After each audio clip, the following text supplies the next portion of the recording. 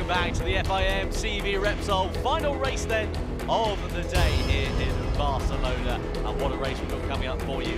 The Moto2 European Championship. Let's just run you through the circuit very quickly. If you've just joined us, 17 laps, 4.655 kilometers, 7 left-hand turns and 9 right. Of course, run in a clockwise direction is this circuit. And beautifully hot conditions, not a hint of rain. The first dry weekend we've actually had all season in terms of the FIM CEV Repsol. Great to have your company. Thank you for joining us. You can see the riders and the teams just making their way out of pit lane. My name is Tom Brooks, and alongside me for this final race is Dakota Momola. Dakota, we just had a thrilling Moto3 race coming down right to the line. Moto2, by complete contrast, was dominated last time out by Ricky Kardos, starting on pole position for this one once again. What do you reckon? Do you think he can do it again? I don't know. I spoke to him earlier, and he says that it's going to be hotter, a lot hotter than race one, and things might change. Everything changes when it's 10 degrees hotter than the first race. So it'll be interesting. He's 100% going to be quick out there. The only thing I'm doubting is if I don't know, Ondenal or Eki or even Granado can stay with him, and it's possible. There's a possible chance, but there's no doubt about it that Kardos will be fast. Well, there's that old saying in motor racing, anything can happen, and it usually does, more than anything.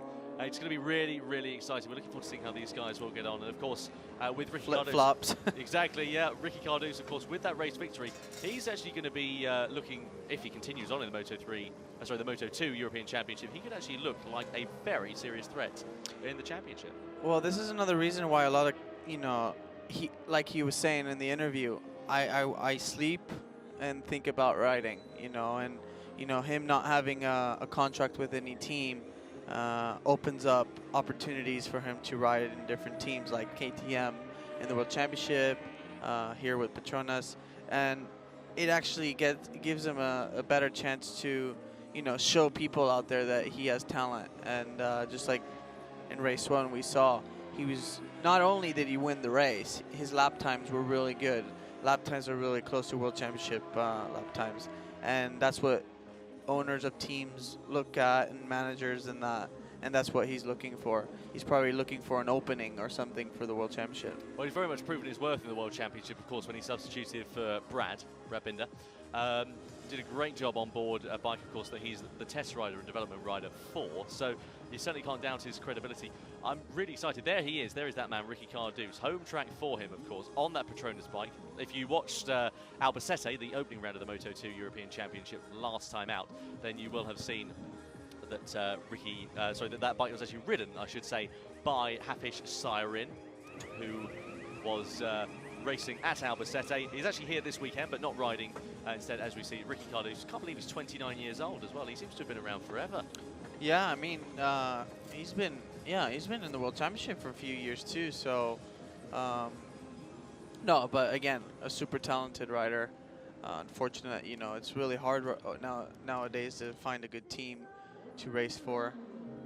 But I think the Petronas team's actually based in Spain, in a place called, I'm not sure what it's called. It's really close to here though, and I think that's another reason why they've given them the chance to race here, because basically the bike's gonna be 20 miles away from here. Why not race it, and why not put a fast rider like Ricky on it? So absolutely. Here's Hector Garzo, joint leader of the championship, 19 years old on that Tech 3 Mistral chassis.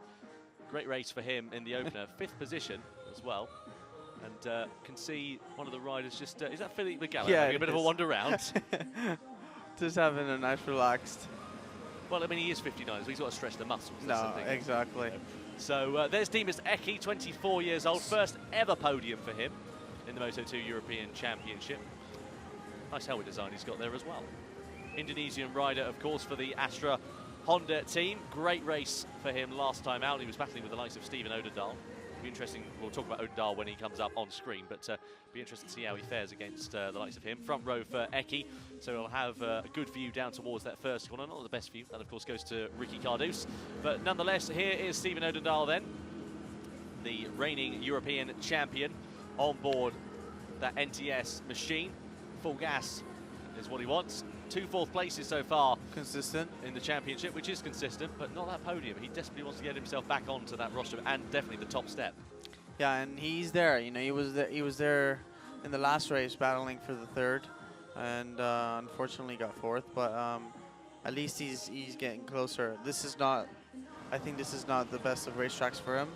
So if he can get through this weekend with some good points, then I think he'd be happy with that.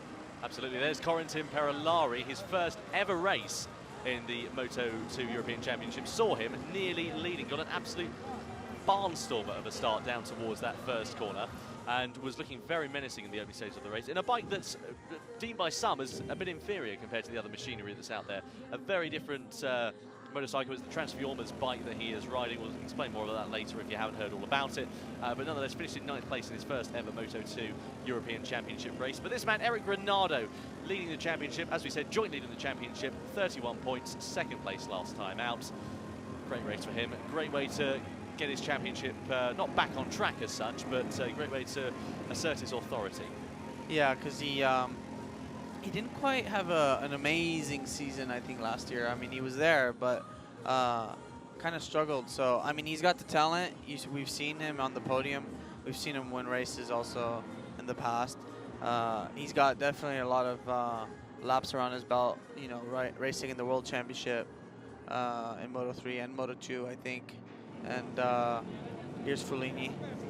Federico Fellini. Don't forget, of course, his brother competes in the lower divisions. Filippo Fellini he is. Keep an eye out for him as well. Here's Federico, though.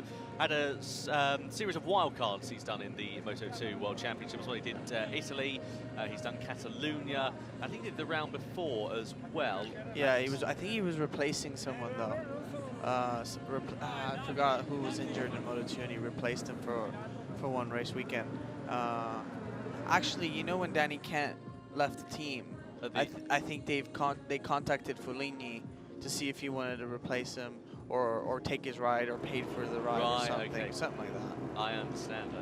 Because it's interesting, that Moto2 ride. There's Joe Roberts, by the way, starting a brilliant 8th on the grid, 6th in that first race today, and 8th in the first race, the race we had at Albacete as well. Yeah. Doing a good job out there so far on track. But it's interesting about that Moto2 ride that Danny Kent gave up, because a lot of people saw Tara McKenzie as a bit of an outside choice for that ride. Yeah, really. I'm not sure how that came about. Taron, you know, he's a good friend of mine, and he's actually seen how tough it is out there. It's not easy, but I must say he doesn't know the bike. You know, it's a complete different bike he's used to. Here's Lukas Talovic. He did really well in the race 1. Until he fell off, unfortunately. It went so well for him up until the point where he just dropped the front going into left-hander. I think it might actually have been turn number 5, which is a very easy corner to lose the front on at the best of times. However, he will be looking for a better run on the grid, and he starts in a good position as well. So we'll keep an eye out and see how Lukas Talovic gets on for this particular race. Track temp, 48. 48. So it's going up and up and up. Hottest part of the day, so right now, and it's they've all run the medium, I think. Yes, they are. It's weird here. It seems like the more you would think, like around 2 or 3, it's the hottest part of the day, but around 5, it still feels like it's, you know, 40 degrees out there. So it's definitely going to be a really, really long race for these guys. And here's Jason Uribe. Yep. In the number 36, he of course is with the AGR team. Struggled a bit, I think, in race 1, but 11th place though. Again, similar situation. Well, I say similar situation. Actually, he's more experienced than Joe, because he had a season in it last year, didn't he? As well. Yeah, so he knows the racetracks, and which I must say is a big advantage. You know, when you don't know a racetrack and you go into free practice 1 not knowing where you're going. It's not a, you know, and everyone else is just flying by you, and you're trying to learn the track but trying to go fast at the same time. Plus, you only got 40 minutes, you know, practices. So exactly. I was chatting to, as we look at Marcel Brenner there, the Swiss rider, 10th in the opening race, 7th in Albacete. He could be a bit of a force to be reckoned with, the Swiss rider on the Calect. just 19 years of age, as you can see as well. I was talking to Simon Jespersen yesterday in the European Talent Cup, and I said, "Oh, so how are you? How are you looking at learning the tracks?" He's got, and he said, "Well, PlayStation." Normally, he's gone onto the new MotoGP game, and he's on the PlayStation. More about that later. Here is the grid then. Ricky Kardos, Hector Garzo and Dimas Eki on the front row. Stephen Odendahl, Corentin Perolari and Eric Granado on row 2. Row 3 headed by Federico Fellini for the Ford Racing team, Joe Roberts and Lucas Tolovic alongside him at the end of row number 3. Further down the order, Hiroki Ono, Jason Uribe and Marcel Brenner. Xavier Kardos with that special livery on his bike. Keep an eye out for that in the race. Mark Luna and David Sanchis, who's moved over to a Suter for this round. Further down the order, Thomas Sigvarts and Luke Mamet on the Stock 600 bike, the leading Stock 600 qualifier. Jamie Edwards on the Nikos machine. Philippe Legallo and Federico Minozzi complete the grid. So that is the grid for the Moto2 race. We wait then for the warm-up lap to get underway as the personnel depart from the grid here at the Catalunya circuit. Here is the poleman, Ricky Kardos. He will head the field off the grid, waits for the green flag to be waved at the front, waits for the signal, and then we'll be ready to get racing underway after that warm-up lap has been completed. Harder tyres, medium compounds of tyres. They've got the 2 fronts and the 1 rears. And all problems here by the looks of things for Lucas Tolovic as well. Looks like he might have stalled himself on the grid. Hopefully he doesn't have to get pushed back into pit lane. Will they be able to get the bike started? He's trying to bump it, but this could be a problem here for the German rider. Oh, no. Absolute drama before the race has started. They have started it, so they've got the bike going, but that's the least of his worries. He's managed to get it started before they pull away for their formation. And hopefully it was just a case of him stalling it and another further technical problem. Let's wait and see. So it's going to be interesting. Don't forget, of course, the championship going into this one. It's Granado who leads the way. Eric Granado just ahead of Hector Garzo. So 2 riders coming from very different backgrounds. And we're very excited to see how they will get on. So they're now on their warm-up lap to get the heat into the tyres, heat into the brakes and the like. As we were mentioning just earlier on, you see the number 87 who just went through his shot, David Sanchis. He is racing for Suter. That is because if you didn't join us earlier on, you won't have heard that Augusto Fernandez has gone to the Moto2 World Championship with the Speed Up team, and as such is riding with them full-time for this year.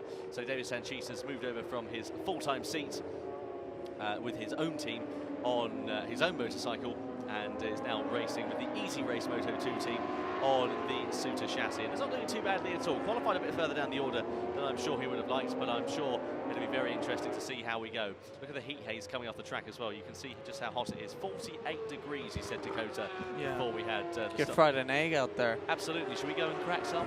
We haven't eaten lunch yet, so I'm pretty hungry. I can make you some, what do you want? Well, French toast or omelette or something? Omelette? Like that. Yeah. Okay. Fantastic. No problem. Sounds good to me. Just choose the corner. Well, I was going to say, turn number 10 looks pretty good to me. Yeah, it looks hot. Yeah, I was going to say, there's a bit of rubber that's gone down there as well. A lot of boys going hot there. Exactly. So, riders now just completing their formation lap in the final sector here at the Circuit de Barcelona-Catalunya. Ricky Kardos on pole position. Will he be able to romp away out in front?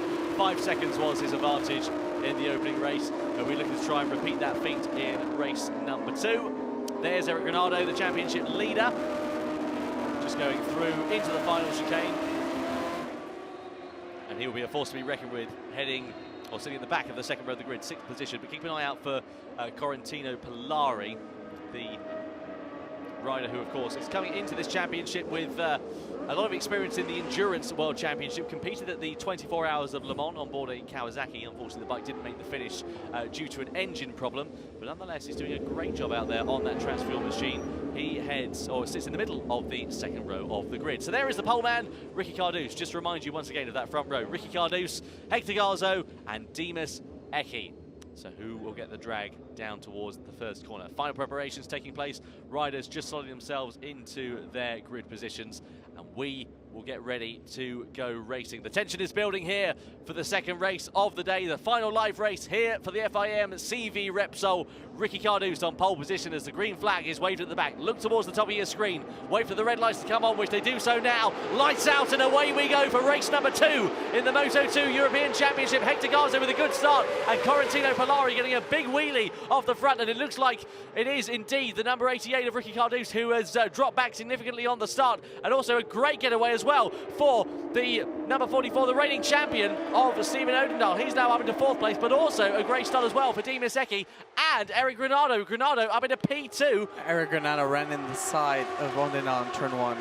Incredibly close. We'll have to see a replay of that. I want to see what happens there, but Hector Garzo now leads the way. But here comes Granado. He got great drive out of turn number 3 into turn number 4 they go. Are they all going to hold it on? But still, Kardos, we said he might romp away out in front, but just a duff of a start, unfortunately for him, now means that he's languishing in at about 5th or 6th position. But here comes Granado up the inside into turn 5. So Eric Granado leads the way from Hector Garzo, and then is Stephen Odendaal on the NTS machine, and Odendaal's going to try and find his way through. This is where he struggled in the opening stages of the race in race number 1, and now he will be trying to make amends in race number 2. Here we go then up the hill into the right-hander of turn number 9. Use that advantage, use that slipstream, and I'm sure we'll be seeing quite a few overtakes taking place.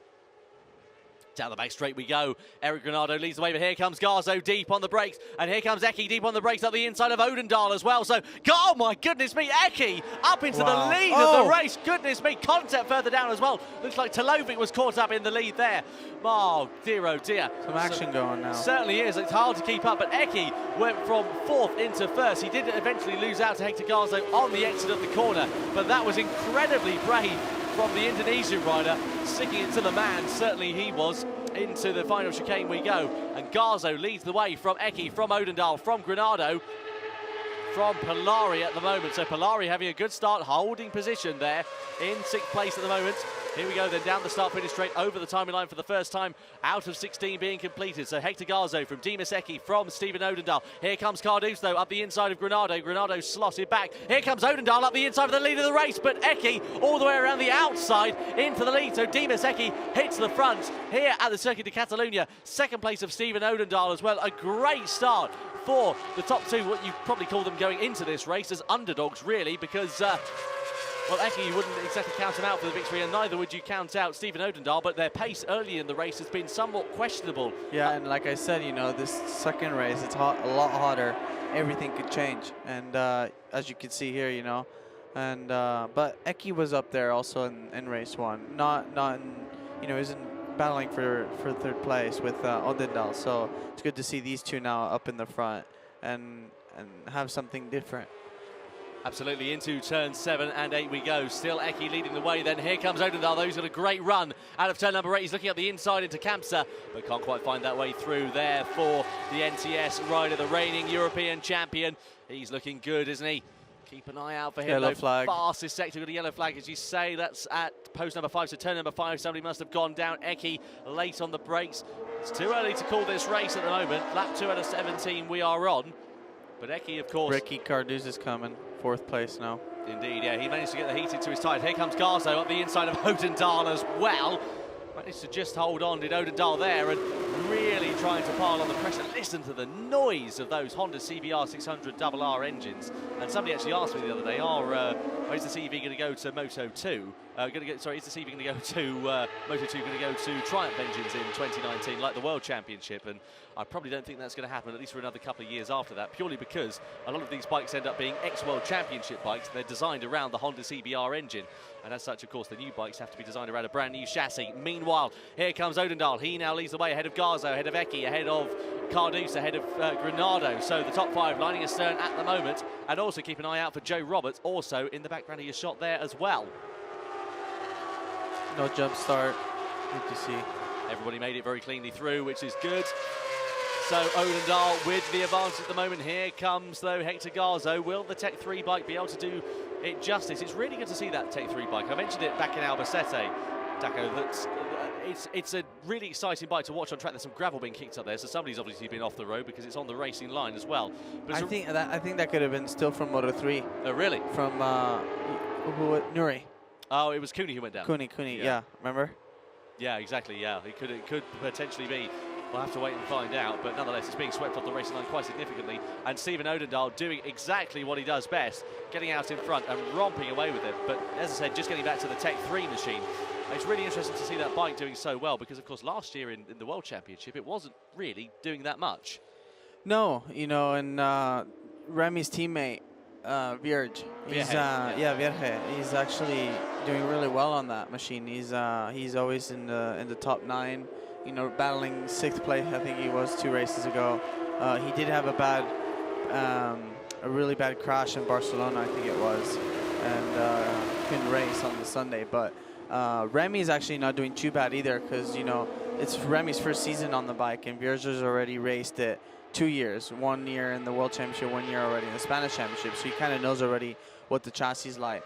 And so Remy's not actually doing too bad. Remy got his first, you know, 2 points 2 races ago, so he's slowly getting there. And like we said, the World Championship is not easy.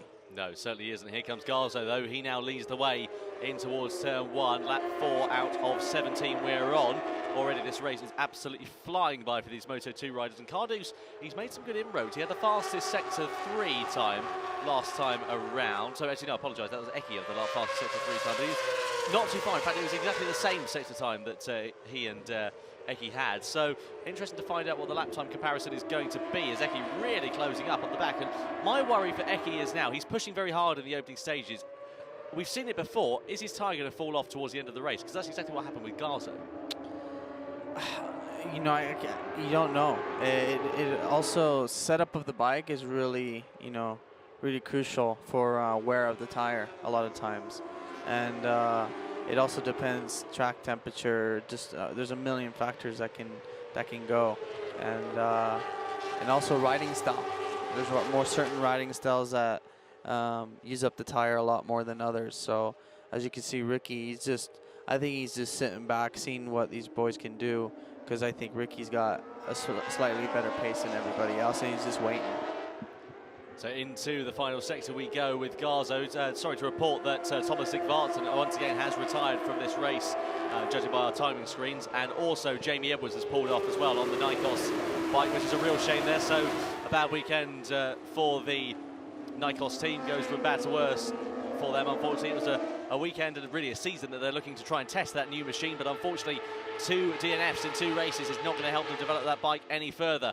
Meanwhile, over the timing line we go with Garzo from Eki, from Odendahl, from Kardos. So Kardos really coming into play now as well. And Perilari actually not too far off this group either. He's sort of looking pretty good out there.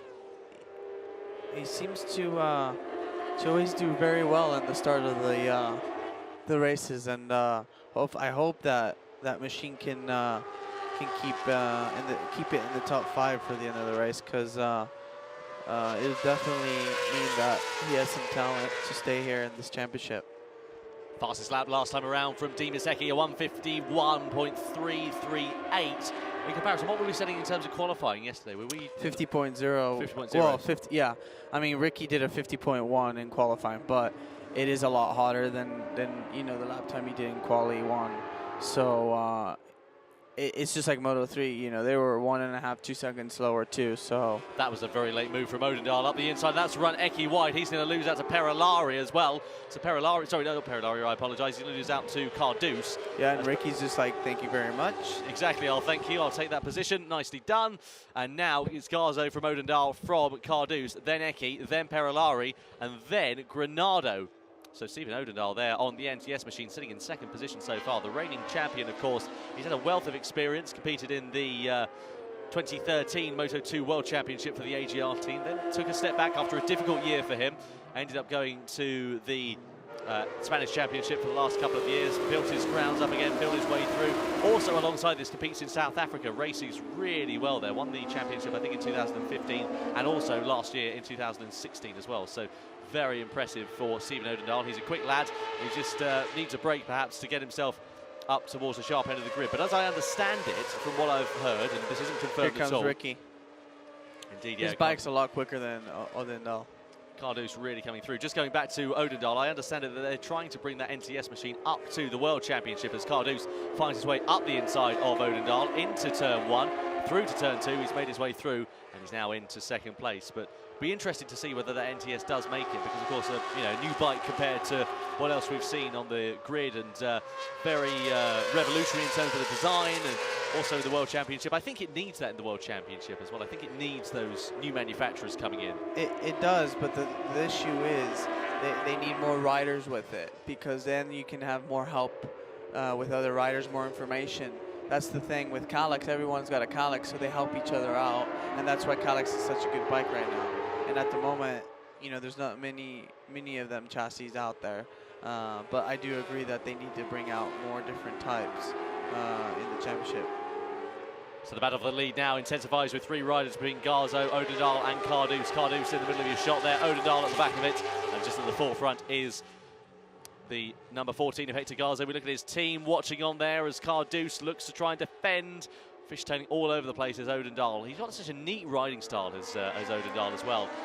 And all the while, this trio have been closing up and will be, I'm sure, exchanging paintwork. It's all allowed Dean Maseki to close right up onto the rear wheel of this battling duo as well. So he's got his head down, Haseki, and I reckon he could do quite well in the future. I reckon he's only a few months away from his first victory in this championship if he keeps up the form he's got. 100%, and it'll be interesting to see if Kardos can get by Garzo and actually, create a gap now, which is we're nearly halfway through the race, so. Be interested to find out. Don't forget, of course, that the 2 championship leaders are effectively leading the way, or that could be different as we go down into the first corner as Odendaal gets his way up the inside. Roberts just went past Perolari. Yep, so moves his way up for 5th into P5, and fastest lap actually last time around overall for Joe as well. So that was a 151.383. So that's a great lap there for him, considering it's his first time, I think, ever turning a wheel at the circuit this weekend. And seems like Eric's struggling a bit right now. Yeah, it looks like he's had a few problems. We might see that. We saw this though with Odendaal, didn't we? He dropped off in the opening stages, and towards the latter half of the race, he might come into play now as well. But I think Joe Roberts could be on for his first debut podium here. But I said that last time in the Moto2 race with Cassidy, and he crashed out the following lap. So I don't want to tempt fate or anything like that, but the commentator's curse is alive and well. I'd like to see that, because he had a really tough end of a season last year in Moto America with us, and that's what he needs. He needs a really good finish to boost his confidence up, and it'll help him out for the rest of the season. Here comes Odendaal though, looking to try and find a way through on the brakes. Lap 7 out of 17 we're on here at the Moto2 European Championship. How many times else am I going to get that wrong today? Into the final sector of the lap as Hector Garzo leads the field around. 3rd position of Kardos as well. He's really coming under some pressure from Roberts behind, and Eki just in front. Into the chicane we go. Leg out for the leader. Gets the move done and dusted. Looking nice so far out on track. Into the final corner we go. Brilliant bit of racing, brilliant bit of riding from Hector Garzo. It has turned out to be for the Tech 3 rider on that Mistral chassis. Lap 8 out of 17. Over the timing line we go. Of course, this is going to be all important for the championship, but here comes Ricky Kardos trying to find his way up the inside on the brakes, and is this going to be the cork out of the bottle for Ricky Kardos? He was deep on the brakes. It was a good bit of moving there. Joe goes underneath Eki to 4th place. Moves his way indeed into P4, so great bit of riding there for the AGR rider. And this is going to be a bit of sweet pill if he does manage to get himself ahead of Odendaal as well, because it will be his former bike ahead of him. Yeah, and it'll be interesting to see now Kardos in the front, to see what lap time he does all by himself without having to pass anybody, and see if he can try to go away. But went a bit too deep in there. But the team watching on in anticipation. Look at that! Look at, there we go. He's noticed he's on camera, that gentleman there. Sorry, I don't know his name, but nonetheless, there we are. He's been caught off guard as some other people were earlier on. Hey. Perhaps Philippe Legallo whilst he was waiting on the grid. Speaking of the Stock 600 riders, it is Luke Mamet who leads the way in the battle for Stock 600 ahead of Philippe Legallo. Those two separated by not too much on circuit at the moment, actually. Looking pretty good out there, but Luke Mamet leading the way in 19th position. Of course, those two riders, those two bikes, significantly slower than the other Moto2 bikes that we've seen through the field. So they are, at, of course, a significant disadvantage. So, still Kardos that leads the way on the Team Styler bike machine into the penultimate few corners we go. Garzo really close behind. Odendaal not too far. I think Odendaal will be happy with the podium, but you just know he's going to want to go for that win. Oh yeah, it's all every racer's mind is first place. You know, we wouldn't settle for second or third, especially if we have a chance and we could see first place right in front of us. There's Hafiz Syrim watching on.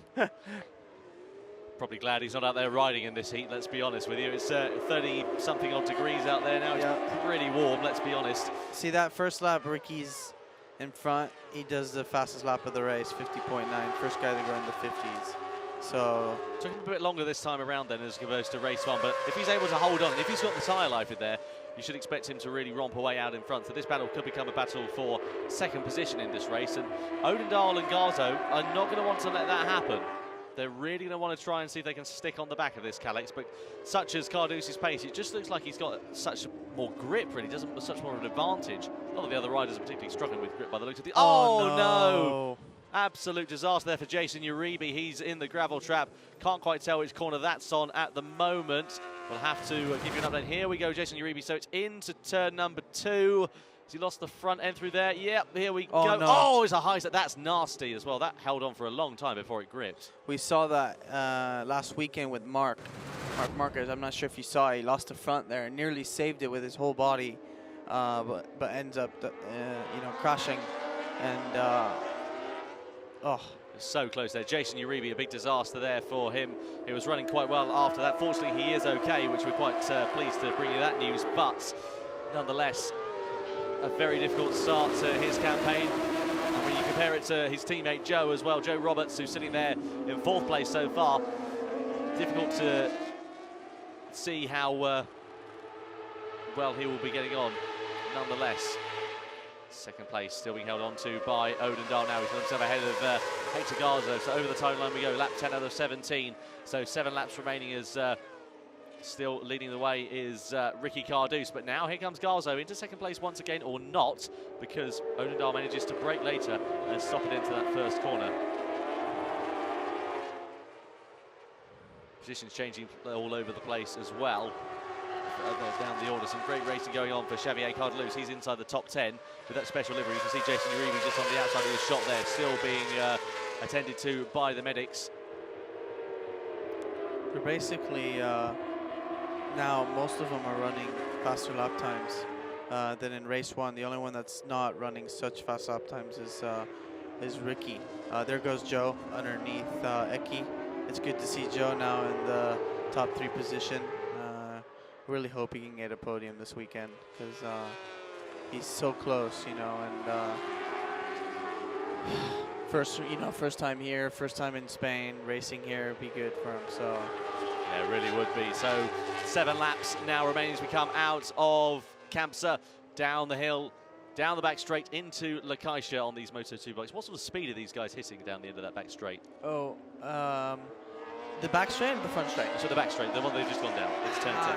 I'm not sure. They're probably reaching close to about probably 230, something like that, because the corner before it is a pretty quick one. Yeah. You know what I mean? So you're already carrying some good corner speed onto it.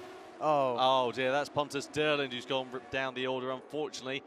That's a big shame there for the Swedish rider. He was doing well, actually, was Pontus. He had a good weekend, but unfortunately it all comes to nothing for him. I'll be disappointed with that.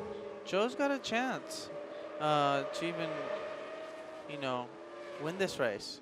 He seems comfortable in terms where of he's pace, at. they've settled off over the last few laps, hasn't they? Kardos' pace last lap was exactly the same as Odendaal and Roberts behind him. So yeah, we could see a brand new winner in the championship. Hector Garzo hasn't taken a win. Just in front of him, the man Joe Roberts hasn't taken a win either. Dimas Eki likewise. Oh, look at this. Absolutely sideways out of turn 3. He loves getting it sideways, does that man, does he? So it's complimenting his smooth riding style, but when he has to kick the backside of the bike out, he's not afraid to do so, is he? There's Philippe Gallo just getting out of the way. Good and sensible riding from Philippe. Not there goes Joe. Too much on the racing line. Here we go. Nearly loses the front. Look at that. Brilliant bit of riding there from Joe Roberts now. So this is going to be the red mist, I'm sure, for Stephen Odendaal, who's now down into P3. But his old bike, his old team ahead of him. To go into the right-hander, will we see Odendaal fighting back? It's going to be very interesting indeed as they go through Kamsa. And now this is where Joe Roberts and Stephen Odendaal need to pounce, because they're coming down that back straight. They're going to head in towards turn 10. They're going to need to try and work together to try and catch the back of Ricky Kardos with just 6 laps now remaining, 5.5 laps now remaining, I should say. It's going to be crunch time very, very shortly. So into this race now. Very exciting. It's good to see new guys up here, you know. Absolutely, yeah. Well, that's what we need in Moto2 is fresh talent, really, as well. Because, of course, last year we had Odendaal, and he pretty much walked away with the championship. And it's great that he's been given a good run for his money. Of course, great that he's here developing a new bike that's doing so competitively, as Garzo gets it very close going through that second phase of the chicane. Through the right-hander we go, though. Oh, look how sideways Odenaal's bike is going. And Joe Roberts has actually broken away ever so slightly as well, hasn't he, from Odendaal over the last couple of corners or so. He's really he's running pulled the pin. He's running low 51s just like Ricky, and Odenaal's basically high. Oh, Eki runs it deep into the first corner. Dimas Eki going straight off into turn 1, runs it over the... Oh, that was a very nasty return onto the track as well. He was lucky to hold on to that. And Eric is really struggling this race. Yeah. He's the only rider that's in the 52s in the top 6, so not sure if it's tires or what it is, but... It's one of the things we noticed, though, with Eric Granado, though, is that he can be really quick on his day, but he just has to work and align perfectly for him. If the bike's not right, if it doesn't work just as well for him, he seems to struggle somewhat. Well, every rider's different. And some riders can cope with both types of races, hotter or not, and other riders just can't get that feeling that they had in race 1. There we go. You see the front end chattering away for Ricky Kardos. Now leading the way. Joe Roberts, though, really close. They've actually made some good inroads over the last couple of laps. I'm going to see that gap. It's 9/10 of a second now as we head into turn number 10. We could see, well, it looks like we will see, if everything goes as planned, a new man on the podium. But will we see a brand new race victor in the European Moto2 Championship? Just to refresh your memory, if you're a fan of CEV and you were watching here last year, don't forget, of course, in race 2, it was Remy Gardner who took that victory ahead of Ricky Kardos. So Kardos was on the podium. And then one man, Stephen Odendaal, was in third position. I hope he didn't get themselves out of the way. That's Luke Mamet just getting himself in the way a little bit. So the Mauritian rider, looks like it will be a good result for him, sitting there in 17th position on the stock 600 bike. But nonetheless, he just needs to obey the traffic, of course. Meanwhile, still Ricky Kardos that leads the way, but Joe Roberts not too far behind, and likewise just behind him. It's now become a battle really for 4th place as well. It was a battle for 2nd just a few laps ago, and now that's sort of petered out a little bit, and it's now P3, P4 in this race. Joe's keeping that little gap, 0.8 behind Ricky. It'd be interesting to see the next lap. I don't think he'll be too disappointed as well with a 2nd place with Joe Roberts either. No, 100% not. And like I said, that's what he needed. He needed a podium, and I just hope he can get it now. He's definitely in the right position. So exactly through turn 3 we go. So Kardos with the advantage, setting faster lap after faster lap at the moment. Through turn 7, through turn 8 we go. Great race for him. It would be great to see him out full time in the championship, wouldn't it? But it would also be really good to see somebody managing to hold a fight to him. Yes, exactly.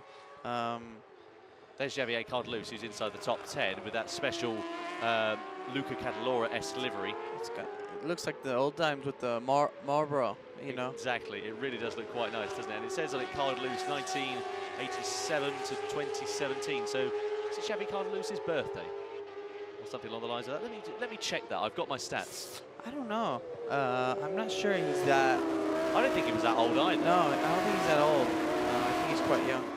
Yeah, he's 18 years old, yeah, so it's definitely not his birthday. So there must be some kind of a celebration going. We'll have to find out perhaps after the race. If we'd known beforehand, we might have been able to tell you, but we hadn't got a clue that he was going out on it until the first race hit. And by the time, obviously, the race had started, we didn't have a chance to leave. So 4 laps now remaining here. And that gap has increased ever so slightly over the last couple of laps, with Roberts just dropping back, but a good podium position as here comes Garzo, looking to try and find his way up the inside of Odendaal, but no way through into turn 1 for the Spanish rider. Yeah, Joe's really created a gap in front of Odendaal, and He's basically doing the same lap time nearly as Kardos. He's only about 0.1 slower, so it's just interesting to see if he can, you know, catch Kardos and win it. But I think that Kardos here is where you'll see where Kardos is really strong is the last laps, and that's going to be the difference between you know, the race winner and the second place. Well, interestingly as well, I've just had a quick look through my notes, and this will be the first podium where there's been more than one manufacturer on it all season, if this continues as it is, because of course Kardos is riding a Calyx, likewise Roberts and Odendaal riding the NTS machine, so 2 Calyxes on the podium, whereas of course last time we had 3 different manufacturers on the podium in race 1, and likewise exactly the same for the race we had at Albacete a few weeks ago. Head shaking there for Hector Garzo on the Tectoire machine. Looking very close indeed. 4 laps remaining. They go through that left and then that right. So what's the, obviously you've ridden around here, Dakota, what's your favourite part of the lap at the Catalunya circuit? I must say the last 2 corners from the old track that they took away were my favorite corners of this racetrack, just because they were really fast. And it's weird, us riders seem to like more the unsafe fast corners instead of the safe slow corners, so those were my favorite. But anyways, Barcelona is a great track. I know turn 5 is really cool because it was the first time, it was the first corner I've ever touched my elbow on the ground. I remember that, and it's just because the curbs here are really big. I'm not sure if you've seen, but the curbs here are really big, and you've seen in MotoGP where even people have touched their shoulder. It's a good photo of Stefan Bradl. Yeah, exactly, and that's in turn 5 here. Yeah. So Garza now ahead, by the way, of Odendaal into P3. It's a really cool track as well. It's actually very nice. Yeah, it's really fantastic. So down into that turn 5 then. Let's see if anybody does get their elbow down. See, the curbs really, I'm not sure. Oh, they flatten it out a bit. It used to be so tall that Stefan Bradl and all them, they used to rub their shoulders on the ground. And I think they've had to flatten it out a bit just because of that. Because MotoGP, it's incredible the amount of grip and lean angle they can carry through the corners. Yeah, it certainly is. The Dunlop tyres on the Moto2 machines that these guys are riding, certainly not short of grip either. Looks like Joe Roberts is in for a good podium then in second position. He's not really got any more company behind him either. Here comes Steve Ecki up the inside of Eric Granado. This is the battle now for P5, so Ecki unfortunately, with a little bit of a slip and a slide out of that corner, so he looks like he's struggling with rear grip. Yeah, you can see a lot of riders here now starting to slide, especially like last corner, you'll see it. A lot of sliding going on or spinning, and it's just because, you know, the tires is worn out. Federico Fellini in 7th place, just at the back of this little gaggle of riders, sitting there in a good position. Actually, it'll be some form of a confidence boost, given that he's had a rough run of form when he's competed in the Moto2 World Championship so far this year. 2 laps now remaining, by the way, with Kardos with a comfortable advantage of 1.8 seconds over Joe Roberts. Here we go, though. Here's Fellini looking on the inside of Granado. Does he find his way through on the apex? Yes, indeed he does. Gets the race done and dusted. I have to say, actually, I don't want to tempt fate here too much, but we've seen a really low rate of attrition in this race, which has been really good compared to what we had last time in Moto3. Yeah, and I'm not sure. I'll have to have a word with, you know, try to see what happened to Granado, because, you know, he finished second, you know, really close. Not too far away from Kardos, and now he's just like really struggling. So I'm not sure if they've made some changes to try to improve, and it made it worse. That's also a possibility. But anyways, he's leading the championship. He ain't far away. After today, he won't be leading it, but you know, he's there. So overall, he collected some good points over the weekend, and I think he'll be happy with that. Looks like Odendaal was trying to make a move on the inside of Hector Garzo as they went into turn 10. Don't quite think he managed to make it pay off, but this man has dominated the race. Not from start to finish necessarily for this round, but nonetheless, ever since he's been out in front, out in the lead, he has looked quick, consistent, and calm. This man, though, Joe Roberts, looking like he's going to take his debut podium. So just a few more corners to go, then we'll start the last lap. another 4.6 kilometre long tour for these riders. And Hector Garzo actually has managed to get himself ahead of Odendaal as well. Odendahl's really going to be, not dejected by this one, but going to be disappointed to not get himself on the podium yet again. He's just going to be, that fourth position is just haunting him because he's had already 3, so. Consistent, if nothing else. Yes, 100%. Into turn 1 we go then. Last lap now here for the Moto2 European Championship. Ricard Kardos leads the way ahead of Joe Roberts and Hector Garzo. This man here in the forefront of his shot on the white-blue machine. Just behind him is the reigning European champion, Steven Odendaal, sitting in 4th place, trying to harass for a podium. This is like Albacete all over again, where it came down to the last lap. Garzo looks like he went a little bit wide through turn 4 there. Did that allow a bit of an opportunity for Odendaal? I don't think it quite did. But Kardos, just a few more corners at half a lap or so, separating the Spaniard, the local boy from home, and Joe Roberts as well from the US of A. In the AGR team on the Cali. Is he from California? He is. He's actually from downtown LA. Downtown LA. Oh, okay, so where I was earlier this week, actually, as it happens. There we go. So, but I have a feeling his parents are. I'm not sure if they're English. I've never really asked him. So he's got multi-nationalities like yeah, you, he's though. very. Yeah, he's just like me, multi.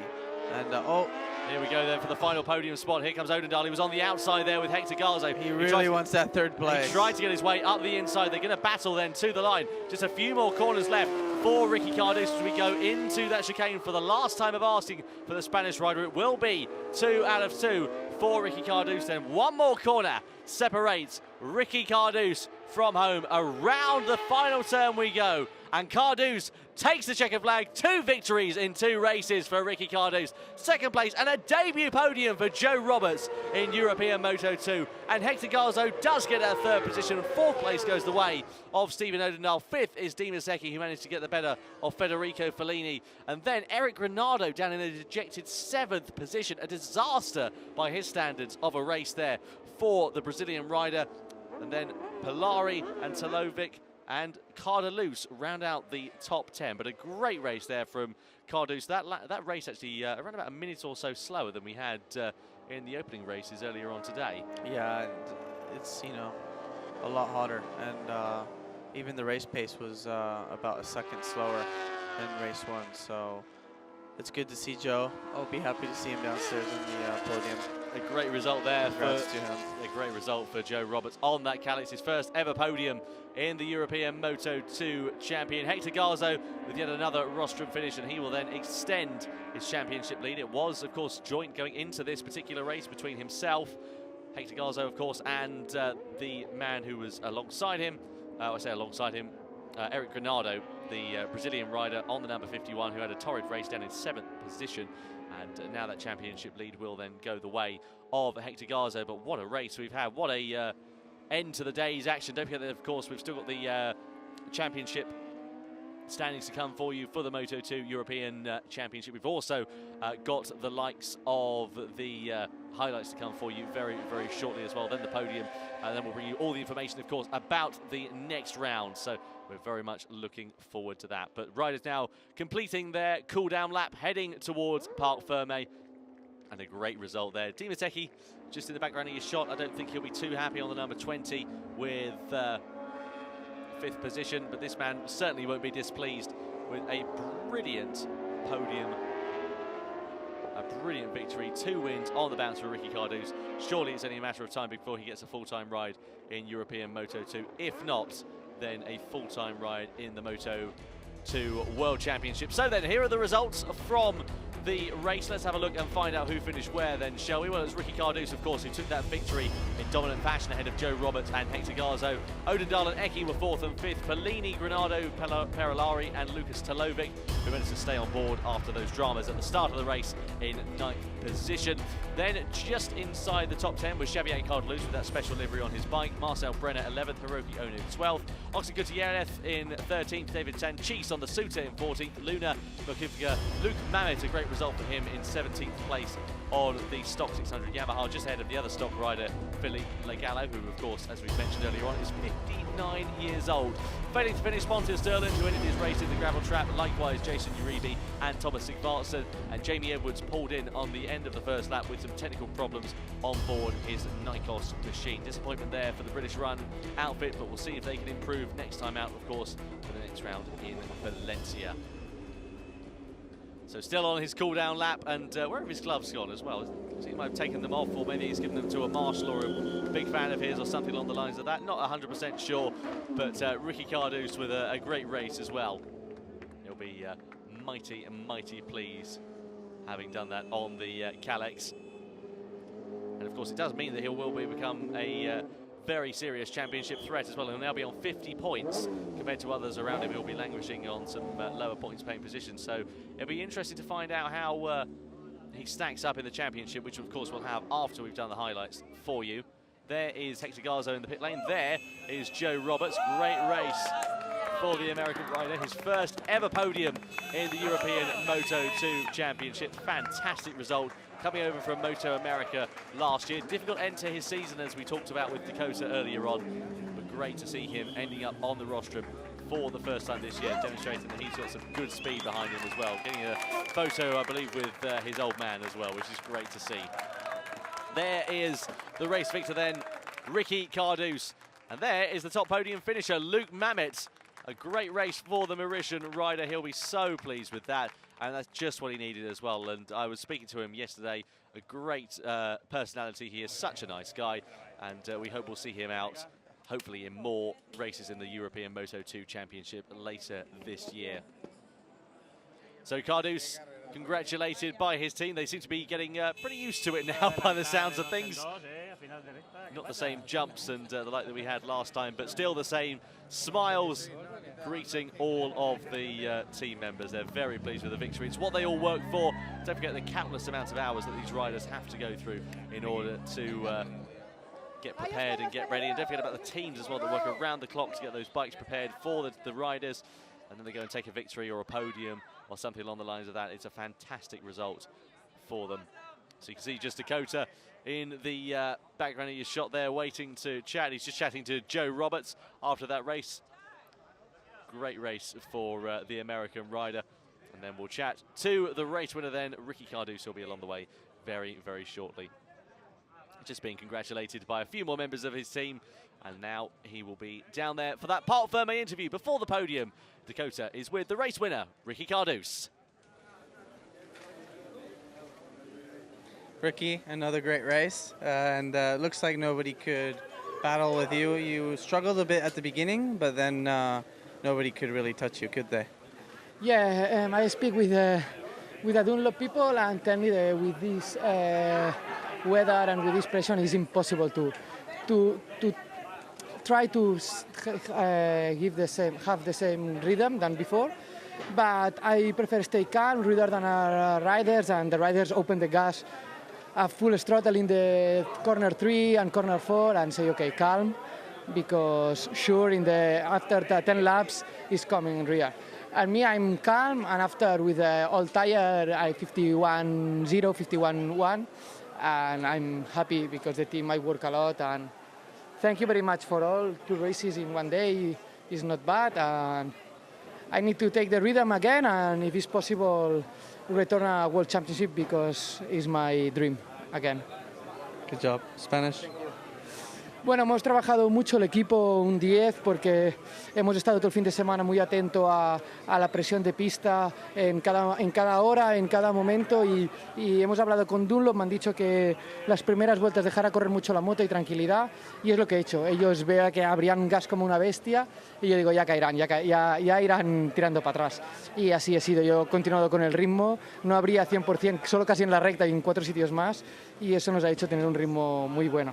Y nada, dar las gracias al equipo y coger ritmo. 2 carreras en un domingo está muy bien, y a ver si vuelven a confiar con nosotros para hacer el Mundial, y ya que estamos fuertes físicamente, mental, y estamos como un niño de 18 años. Gracias. Venga. Great to hear from Ricky Kardos after that race victory. Here are some highlights then from the race. Let's see how they all got on, shall we? Well, Ricky Kardos actually bogged down a little bit from the start. Hector Garzo got the best getaway as Perolari there on the number 9 machine also had a bit of a tough start to life in this second Moto2 race. Heading into the first corner, it would be Hector Garzo that led the way, but Brazilian rider Eric Granado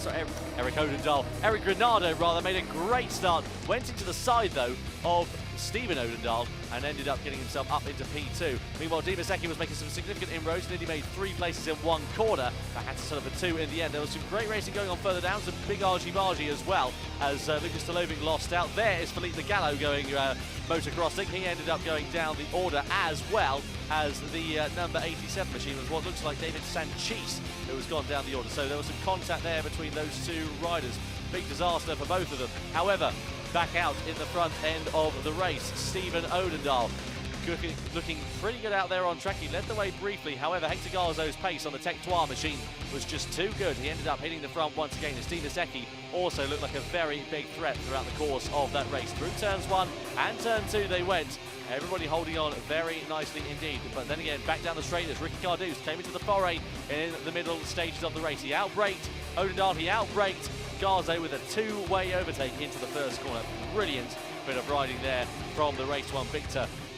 Fantastic, and that's all he needed really to go ahead and then end up going towards the top end of the group. Even his race mechanics were surprised, as were we here in the commentary box. And there, unfortunately, was a big high side for Jason Uribe, teammate to Joe Roberts. He ended up high siding out of turn 3. A big impact with the ground is what he had. We hope he's okay. We'll give you more updates on that as soon as we can. So the number 88 of Ricky Kardos led the way as Di Masecchi ran it off and in towards the centre of Barcelona. He ended up going back on track, but not without this big thud.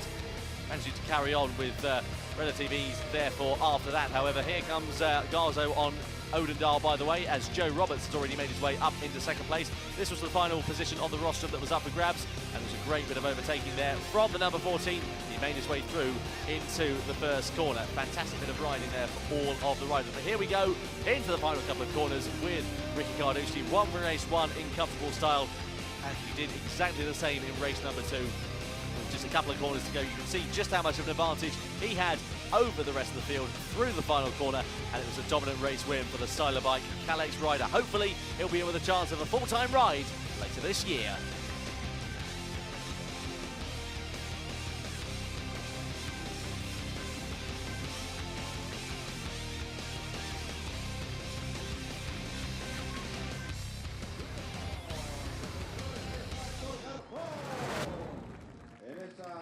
Fantastic to see all the riders then heading to the podium.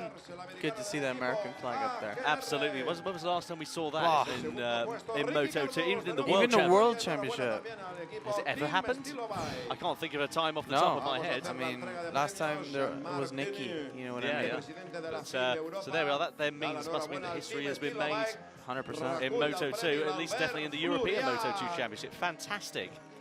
Absolutely wonderful to see the American flag. There is Luke Mamet on the podium for the first time in his career, the top Stock 600 rider. As the 3rd place man, Hector Garzo takes his trophy. A great podium for the Tech 2 CNS Wimu rider. There's Joe Roberts, looking sweaty and pretty red, but nonetheless a great and well-deserved 2nd place. And here is the race victor, Ricky Kardos. What a race from the Spaniard, his home circuit, and a great way. Joe says it was so hot out there. That was his first comment, and I said, yeah, must have been my second.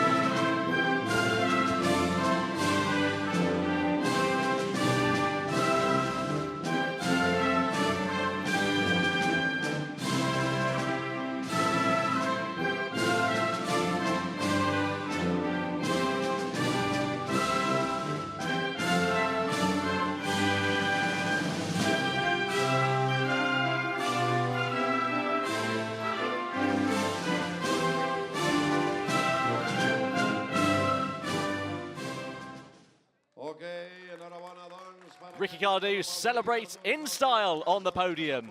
A fantastic way to conclude the day's racing here at the Circuit de Barcelona-Catalunya. And I think, for the first time, all riders are old enough to spray the champagne. That's wonderful. There's Luke Mamet. He's going to, I'm sure, savour this photo for a good amount of time being. There's Joe Roberts. Absolutely wonderful. You can see there the schedule for the next round of the FIM CEV Repsol. Let's just spray the champagne first of all. Ricky Kardos gives his team a soaking. Absolutely wonderful. What a way to end the day. A thrilling race in the European Moto2 Championship. Joe Roberts and Hector Garzo completing the podium. Here is the championship standings then. Ricky Kardos, Hector Garzo and Eric Granado. Kardos now leads the way then after that championship charge on 50 points ahead of Garzo and Granado, who's 10 points adrift. Odendahl just 11 points away on 39. Joe Roberts also closing right up with that podium as well. Eki drops down to 6th place. Further down the order, Augusto Fernandez, of course, who's not competing in the European Championship anymore, will drop down the order. Javier Kardos in 11th place. Corentin Polari in his first weekend gets up into 12th position. Great result there for him. Jason Uribe, Oscar Gutierrez, Hiroki Ono, David Sanchis and Pontius Derland. Mark Luna and Jurgen Makuvka rounding out the top 20 point scorers in the FIM CEV Repsol. Well, Dakota, before we conclude, what a day. What 100%. A day it's been. Great races, and they're